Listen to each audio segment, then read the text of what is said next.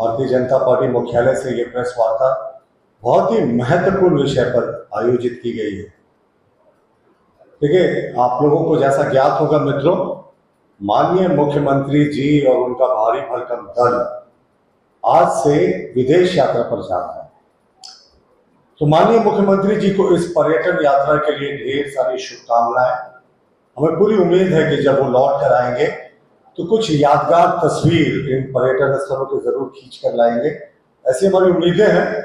और झारखंड भी यही उम्मीद कर रहा है कि माननीय मुख्यमंत्री जी पर्यटन अपनी यात्रा जब सफल होगी तो उसके बारे में विस्तार से बताएंगे कि किन किन टूरिस्ट स्पॉट का उन्होंने दर्शन किया। और कहते भी है ना, शौक बड़ी चीज होती है। अगर माननीय मुख्यमंत्री जी को ये शौक था कि वो पर्यटन करते, इन बहुत ही जो नेचुरल ब्यूटी से भरे दोनों देश है, वो स्वीडन की बात करें, स्पेन की बात करें, तो उनकी अगर उनको यात्रा करनी थी तो वो सिर्फ इसका नाम पर्यटन यात्रा दे दे तो बेहतर होता। इसमें इतना लंबा चौड़ा निवेश और विनिवेश यात्रा तमाम चीजें करने की आवश्यकता नहीं है। देखिए, टैक्स पेयर्स मनी है, तो संभवतः माननीय मुख्यमंत्री जी टैक्स पेयर्स की मनी पे ये यात्रा करना चाहते थे, इसलिए इन्होंने अपनी पर्यटन यात्रा को एक सरकारी यात्रा का रूप देने की कोशिश की। पर्यटन यात्रा हम लोग क्यों कह रहे हैं? क्योंकि स्पेन, जो मुख्यमंत्री जी स्वीडन और स्पेन जा रहे हैं, स्पेन में दुनिया भर के दूसरे सबसे ज्यादा विदेशी पर्यटक आए थे। 2024 में सबसे ज्यादा पर्यटक फ्रांस में थे, उसके बाद स्पेन में 9 करोड़ 74 लाख वर्ष 2024 में आए थे। और स्वीडन की बात करें तो 3 करोड़ 40 लाख पर्यटक पिछले वर्ष आए थे। और अगर दोनों को जोड़ दिया जाए तो करीब 12.5-13 करोड़ पर्यटक हो जाते हैं एक वर्ष में दोनों देशों में, जो हमारे देश से लगभग 6 गुना 7 गुना ज्यादा है। तो प्रमुख पर्यटक स्थल है दोनों, इसमें कोई शक नहीं है।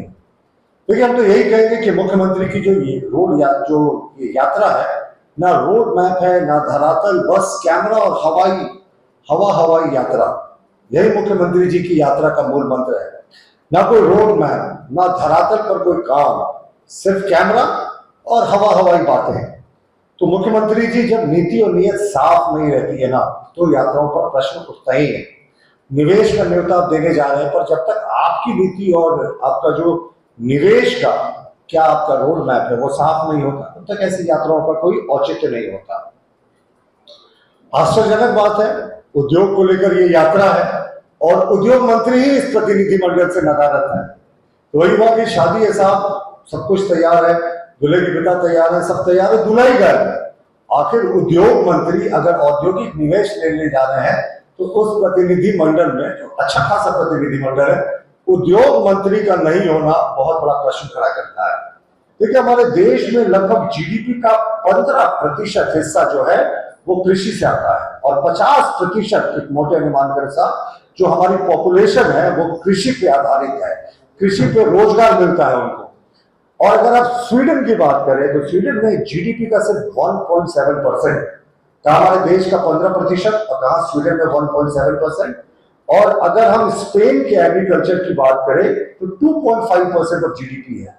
तो आप सोच सकते हैं इन दोनों राष्ट्रों में कृषि पर फोकस नहीं है। जो बेसिक कृषि होती है, बेसिक फार्मिंग होती है, उस पर इन दोनों राष्ट्रों का फोकस नहीं है। मुख्यमंत्री जी झारखंड की एक बड़ी जो जनसंख्या है वो कृषि आधारित कार्य में लगी रहती है और सबसे ज्यादा रोजगार भी इसी सेक्टर से मिलता है। जहां आप जा रहे हैं वहां एग्रीकल्चर फोकस में ही नहीं है।